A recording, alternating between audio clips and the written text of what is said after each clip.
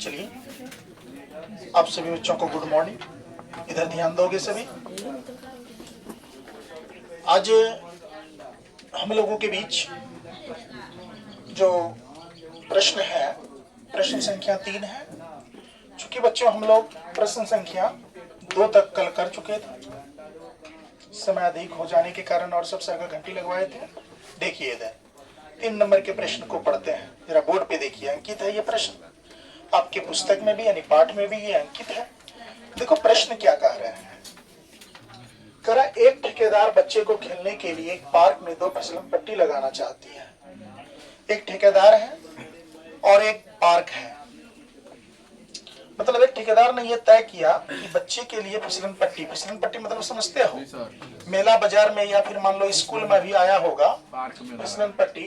तो बच्चा लोग क्या करता है, तुम लोग ध्यान से देखो, इधर से सीढ़ी रहता है चढ़ने वाला, ठीक है, इस पर चढ़ेगा और यहाँ से बैठ के वो क्या करता है, फिसलता है।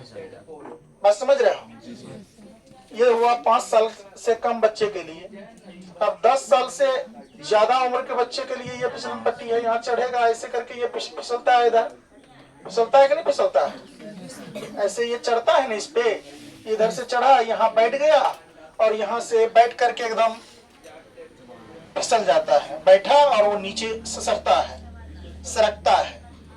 तो बनाना चाहती है 5 वर्ष से कम उम्र के बच्चे के लिए जो ये फिसलन पट्टी, ऐसी फिसलन पट्टी बनाना चाहती है जिसका शिखर मतलब क्या, ऊंचाई कितना हो, 1.5 मीटर। कितना मीटर हो, 1.5 मीटर की ऊंचाई पर हो और भूमि के साथ, ये जो भूमि देख रहे हैं ये भूमि है, बात समझ रहे हो ना। भूमि के साथ कितना डिग्री के एंगल, ये तो 5 साल के कम उम्र के बच्चे के लिए हुआ, झुकाव हो। जबकि इससे अधिक उम्र के बच्चों के लिए 3 मीटर, यहाँ है ना 3 मीटर की ऊंचाई पर एक अधिक ढाल की फिसल पट्टी लगाना चाहती है। ये अधिक देखो, जिसका ये डायरेक्ट दुगुना ऊंचाई हो गया ना, ये है 1.5। यहाँ आकृति मान लो थोड़ा बहुत इससे थोड़ी बड़ी लगती होगी, लेकिन इनसे दुगुना होगी। क्यों, जब ये 1.5 मीटर है, ये डायरेक्ट 3 मीटर है, तो 3 मीटर है तो अर्थात इससे दुगुनी हो जाएगी। ऑटोमेटिक है कि अगर किसी ढाल की, जहां से बच्चा फिसलेगा उसकी ऊंचाई ज्यादा होगा तो ढाल स्वाभाविक है कि ज्यादा होगा, होगा कि नहीं होगा, तो ढाल स्वाभाविक है ज्यादा होगा। तो ये 5 वर्ष से ज्यादा उम्र के बच्चे के लिए है। छोटका बच्चा नहीं संभाल पाता, उलट पुलट जाता, लेकिन ये 5 वर्ष से अधिक उम्र के बच्चे के लिए एडजस्ट कर लेगा, ये फिसलन पट्टी को कर लेगा कि नहीं कर लेगा। इसको नहीं कर पाता, ये छोटे बच्चे था, बात समझ गए। तो चलिए, इसका कोण जो है कितना डिग्री भूमि के साथ कोण बना रही है, 60 डिग्री। प्रत्येक स्थिति में फिसलन पट्टी की लंबाई क्या होनी चाहिए, दोनों फिसलन पट्टी की लंबाई ज्ञात करने का रही है। देखो बहुत सरल और आसान क्वेश्चन है। इधर बोर्ड पे देखो सब बच्चे, इसका हम लोग हल लिख रहे हैं। देखो लिख लिया हल, लिखेंगे समकोण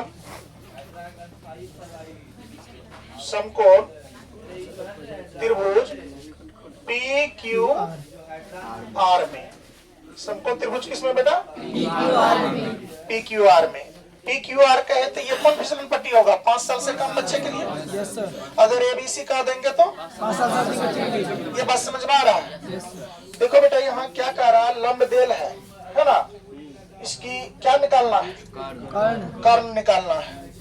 तो अब जरा देख लो, ये जो P/H साइन थीटा का सूत्र होता है, होता है ना। Yes sir. तो यहाँ डायरेक्ट तुम क्या लिखोगे, साइन थीटा बराबर कितना, अर्थात PQ बट्टे क्या, PQ बट्टे क्या, PR।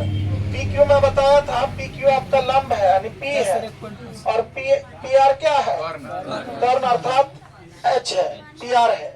तो साइन थीटा, देखो बेटा यहाँ साइन का क्या लिख लिए, साइन लिख लिए, थीटा के जगह पर कितना एंगल देंगे, 30 डिग्री। मान लो यहाँ 45 रहता तो कितना देता, यहाँ मान लो 90 रहता तो 60 रहता तो 0 रहता तो। बात समझ में आ रहा है। एग्जाम में थोड़ा आपको यही चेंज कर सकता है। और इसकी ये ऊंचाई तो क्या हो गया, ये बनाने सीख गए तो यहाँ डिजिट बदल देंगे, अंक बदल देंगे तो घबरा जाएंगे क्या? No sir. नहीं बेटा, ऐसा नहीं है। आप लोग आराम से एगो सीख जाओ और इससे कई ज्यादा बन जाएंगे। तो देखो बराबर का बराबर। बताओ, पी क्यू का मान देल है, yes sir 1.5 metre. P Q का मान देल है, यस सर 1.5 मीटर। देल है 1.5 मीटर। कितना metre? Very good. P R का मान देल है, नहीं सर। नहीं देल है तो यूं ही पी आर लिख देंगे, कोई दिक्कत? No sir. अब चलो यहाँ देख लो, थोड़ा सा दिमाग लगाकर। साइन 30 डिग्री का मान कितना होता है? 1/2। अब बराबर का बराबर।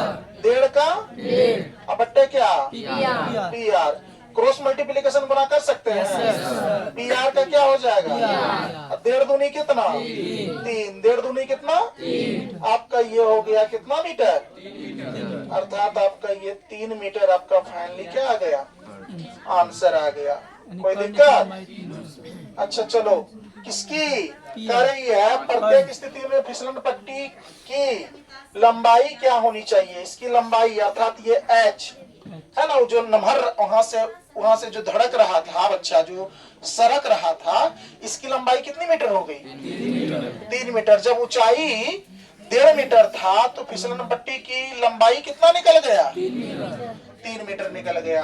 यानी पी आर कितना निकल गया? 3 मीटर।